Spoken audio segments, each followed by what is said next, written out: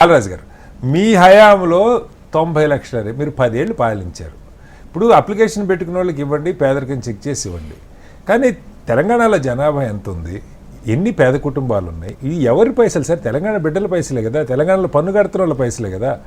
మీరు చేయలేదు, 10 ఏళ్ళు మీరు కొత్త కార్డు ఇవ్వలేదు అంటున్నారు. కొత్త కార్డు లేకపోతే చనిపోయిన వాళ్ళయో పేదరికం నుంచి బయటపడ్డ వాళ్ళయో ఆ కుటుంబాలకి తీస్తే ఆ సంఖ్య తగ్గుండు. మీరు ఆ పని చేయలే. వాళ్ళు వచ్చాక ఇప్పుడు మానవతరాయ్ గారే ఉన్నారు, 18 లక్షలు వచ్చినాయి, మేము అర్హుల్ని చూసే ఇస్తున్నాం, ఇప్పటికి 11 లక్షలు ఇచ్చాం, ఇంకో 2.5 లక్షలు ఇవ్వాలి, మొత్తం 14 లక్షల దాకా వాళ్ళు ఇస్తున్నారు కొత్త కార్డులు. పేదరికం నుంచి బయటపడ్డ వాళ్ళే కానీ కుటుంబాలు అక్కడి నుంచి తరలి వెళ్ళిపోయినా కానీ వాళ్ళ కార్డులు తీయకపోయి పెరిగిపోతూ ఉన్నాయి. ఈ పెరిగిపోయిన కార్డులకి, కోటి కార్డులకి వాళ్ళు రేషన్ బియ్యం ఇవ్వాలి, ఇంకేదైనా పథకంలో ఇంకేమన్నా ఇస్తే అన్ని ఇవ్వాలి. ఎవరి డబ్బు సార్ ఇది? అంటే ప్రజలు కట్టే పన్నుకి రాజకీయ పార్టీలకి, పరిపాలించే వాళ్ళకి, ప్రతిపక్షాలకి బాధ్యత ఉండదా? ఏం చెప్తారు? ముందుగా కటారి గారు, మీకు అదేవిధంగా హెచ్ఎంటీవీ ప్రేక్షకులకి, యాజమాన్యానికి, ప్యానెల్లో పెద్దలు భారతీయ జనతా పార్టీ ప్రతినిధి తాడూరు శ్రీనివాస్ గారికి, అదేవిధంగా కాంగ్రెస్ పార్టీ ప్రతినిధి మానవతరాయ్ గారికి, అదేవిధంగా రెహమాన్ గారికి నమస్కారం. ప్రధానంగా ఈరోజు మీరు అయితే చర్చ పెట్టినారు, ఈ చర్చ వాస్తవంగా రాజకీయాల్లో, రాజకీయ వ్యవస్థలో కావచ్చు, అదేవిధంగా రాజకీయ పార్టీలో కావచ్చు, అదేవిధంగా ప్రజల్లో కూడా మార్పు రావాల్సిన అవసరం ఉంది. వాస్తవానికి ప్రభుత్వాలు అనగానే మాకేదో ఉచితాలు ఇస్తవి, ప్రభుత్వాలు అనగానే ఎలక్షన్ రాగానే గ్యాస్ మీకు ఇస్తాం, లేకపోతే రేషన్ మీకు ఇస్తాం, లేకపోతే మీకు ఇంకా ఉచిత కరెంట్ ఇస్తాం, ఈ ఆశలతోటి 2500 మీకు ఇస్తాం, ఇంకో ఇస్తాం అని చెప్పి ఎప్పుడైతే పొలిటికల్ పార్టీలు ఎప్పుడైతే ఈ సిస్టంలో ఈ ఒకరి మీద ఒకరు మేము 3 ఇస్తామంటే ఆయన 4 ఇస్తామంటే, ఒక 4 ఇస్తామంటే 8 ఇస్తాం అనేటువంటి పరిస్థితికి ఎప్పుడైతే దాపురించిందో, ప్రజలు కూడా ఇప్పుడు రాజకీయ పార్టీలు ఆశ పెట్టినప్పుడు ప్రజలు కూడా ఆశపడతారు ఖచ్చితంగా. ఆశపడేది ప్రతిదీ కూడా ఏంటంటే ఆశపడేది ముడిపడేది రేషన్ కార్డుతో ముడిపడ్డది. ఆ రేషన్ కార్డు ఉన్న వాళ్ళకే బిలో పావర్టీ లైన్, బీపీఎల్ కుటుంబాలు అంటాం మనం. బిలో పావర్టీ లైన్ కుటుంబాలు అంటే ఏదైతే బిలో పావర్టీ లైన్ కుటుంబంలో ఆ కుటుంబాలకి రేషన్ కార్డు ఇస్తాం. ఆ రేషన్ కార్డు ఉన్న వాళ్ళకే గ్యాస్ వస్తుంది, ఆ రేషన్ కార్డు ఉన్న వాళ్ళకే ఉచిత విద్యుత్ వస్తుంది, ఆ రేషన్ కార్డు ఉన్న వాళ్ళకే ఆరోగ్యశ్రీ వస్తుంది, ఆ రేషన్ కార్డు ఉన్న వాళ్ళకే రేషన్ కళ్యాణ లక్ష్మి, షాదీ ముబారక్, ప్రభుత్వ పథకాలన్నీ కూడా. అంటే సార్ నేనేమంటే సార్, ఇవి రాజకీయ చిత్రం మారాల్సి వస్తుంది. ఇలా ఒక బీఆర్ఎస్ పార్టీకి ఎవరు మారుస్తారు? 10 ఏళ్ళు పాలించి మీరు ఎవరు చక్రవర్తి మారిపోతారు? 11 ఏళ్ళ నుంచి వాళ్ళు పాలిస్తా వాళ్ళు అదే మాట. 70 ఏళ్ళ నుంచి దేశాన్ని పాలించిన వాళ్ళు, రాష్ట్రం సంగతి దేశం సంగతి నేను చెప్తాను. నేనేమంటారు కటారి గారు, 10 సంవత్సరాల కాలంలో మేము ప్రభుత్వం ఉన్నప్పుడు మాకు రేషన్ కార్డులు కావాలని అప్లికేషన్ పెట్టిన వాళ్ళ సంఖ్య 14 నుంచి 15 లక్షల అప్లికేషన్ పెట్టారు. మేము 14 నుంచి 15 లక్షల అప్లికేషన్కి ఇవ్వలే. మేము ఇచ్చింది 6,47,479 కార్డులు మాత్రం ఇచ్చాం. మాకు తెలంగాణ రాష్ట్రం ఏర్పడే నాటికి ఈ రాష్ట్రంలో ఉన్న రేషన్ కార్డుల సంఖ్య 83 లక్షలు. 83 లక్షలకు మేము 6 లక్షలు కలిపితే 89 లక్షలు అయింది సార్. కరెక్టే, మీరు ఇచ్చింది సంతోషం. ఒక కార్డు తీసారు, 5 లక్షల కార్డు సంబంధించి చేర్పుల మార్పుల పేరుతోటి కొన్ని కార్డ్స్ పోయినవి. టోటల్ గా నేనేమంటారు సార్, ఇప్పుడు నీరు చెప్తా ఉన్నారు, కొత్త కార్డులు పోయినప్పుడు, కొత్త కార్డులు పెంచినప్పుడు ఎటువంటి పరిస్థితికి వస్తుంది, కొత్త కార్డు తీసేసినప్పుడు ఎటువంటి రాజకీయ చిత్రాలు మీరు మాట్లాడుతూ ఉన్నారు.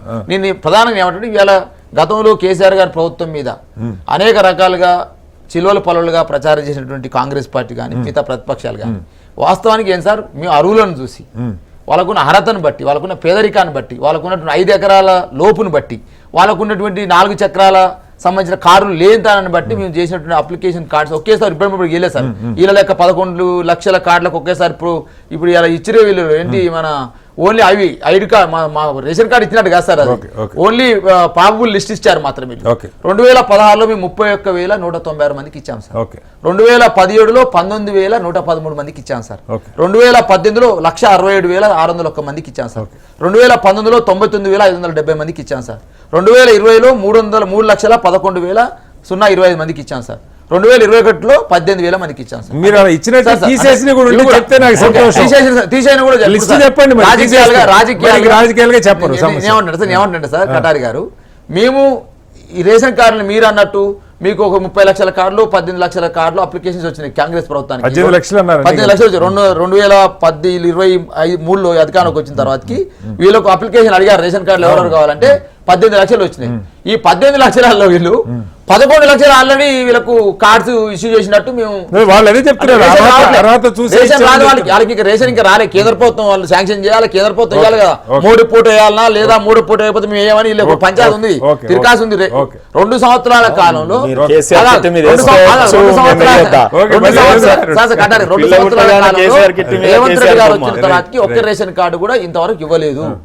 ఓన్లీ వాళ్ళకు అప్లికేషన్ ఇస్తే అప్లికేషన్ సంబంధించినటువంటి అంటే మీరు పార్టీలు ఎవరైనా కార్డు ఇవ్వకపోతే ప్రశ్నిస్తారు కానీ చనిపోయిన వాళ్ళయో పేదల గురించి బయటపడి తీయమని ప్రశ్నించారు, తీస్తే విమర్శిస్తారు. మీరు చెప్పినట్టు సార్, తీస్తే విమర్శిస్తారు. మీరు చెప్పినట్టు వాస్తవం ఇవాళ పత్రికల్లో వచ్చిన కథనాల ప్రకారం వాస్తవం ఈ రాష్ట్రంలో జనాభా 3,50,00,000 అయితే ఇవాళ మీరు 1,01,00,000 22,324 కార్డ్స్ ఒకవేళ మీరు ఇచ్చినట్టయితే దానికి జనాభా లెక్కేస్తే 3.3 ఒక జనాభా 3.5 లక్షలు వేసుకున్నా కూడా 3,35,00,000 అవుతుంది. 3,30,00,000 3,50,000 పోతే 15 లక్షలే. 20 లక్షల కార్లే ఉండే మరి 20 లక్షల కార్లు ఉండే ఐటీ ఎంప్లాయీస్ ఎడిపోవాలి, వ్యాపారవేత్తలు ఎడిపోవాలి, మిల్లర్లు ఎడిపోవాలి, ఉద్యోగులు ఎడిపోవాలి. లాజిక్ అంటున్నారు. ఇవాళ పొద్దున పత్రిక 3 రోజుల నుంచి వస్తా ఉన్నది పత్రికల్లో కథనం, 1,000 కార్డుల పైన చెప్పి రాస్తా ఉన్నారు. ఎవ్వరు ఒక్క పార్టీ ఇదేందో తెలంగాణలో జనాభా విషయం చెప్తా. చెప్పండి. మీ ఆధ్వర్యంలో ఏదైనా కమిషన్ వేస్తే ఈ ఏరివేత కార్యక్రమంలో మీరు ఆశ్చర్యపోయి గుండా అయిపోయి కింద పడతారు. ఈ రేషన్ డూప్లికేట్ కార్డులన్నీ చేసుకొని ప్రభుత్వం బ్లాక్ మార్కెట్ చేసి ఏ షెప్పులలో పంపిస్తున్నారో మీరు బయట పెట్టగలుగుతారు. ఇగో గక్కడ జరుగుతుంది మొదలవు. అది కాంగ్రెస్ కావచ్చు, గత ప్రభుత్వం కావచ్చు, దీంట్లో పెద్ద స్కామ్ ఉందండి. సివిల్ సప్లైస్ స్కామ్ ఉంది కానీ ఎవరు దాని గురించి మాట్లాడారు? మీలాంటి వాళ్ళని కమిషన్ వేసి మాట్లాడుతున్నారు. కటారి గారు ఓకే, ఇప్పుడు ప్రభుత్వాలు పేదలకు ఇచ్చే రేషన్ కార్డు సార్. నేను అంటూ సార్ ఇవాళ ఈ దేశంలో చాలా చర్చ, ఇప్పుడు రేషన్ కార్డు గురించి చర్చ పెడతా ఉన్నారు కదా మీరు. ఈ దేశంలో ఉన్నత సంబంధించిన వ్యాపార పెట్టండి, పన్ను ఎగవేతలు పెట్టండి, 12 లక్షల కోట్లు రైట్ ఆఫ్ చేస్తే ఎవరు మాట్లాడరు సార్. అంటారు సార్ కటారి గారిని అంటారు. నేను అడుగుతాను, హెచ్ఎంటీ గారు అడుగుతాను నేను. ఈ చర్చ చూడండి, పేదోళ్ళు ఏదో దోసుకున్నట్టు పేద కుటుంబాలు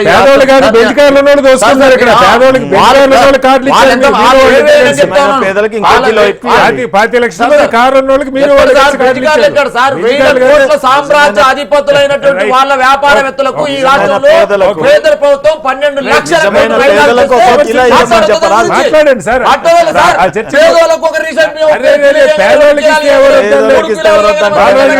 పేదోళ్ళకి ఇస్తే వద్దని ఎవరు అనలేదు. కార్ల వాళ్ళకి తీయండి, 5 ఎకరాల పైన వాళ్ళకి తీయండి, ఇన్కమ్ ట్యాక్స్ కడుతున్న మీరు ఒక్కటి చెప్పలేదు, నాకు చెప్పలేదు. కమిషన్ ఆఫ్ ఎంక్వైరీస్ యాక్ట్ కింద బీఆర్ఎస్ నేతల్ని కాంగ్రెస్ నేతల్ని ఒక కమిషన్ వేస్తే అందరు జైళ్ళలో ఢిల్లీలో ఉన్నారు. సిబిఐ కాన్సెప్ట్ పేదలు ఎంతమంది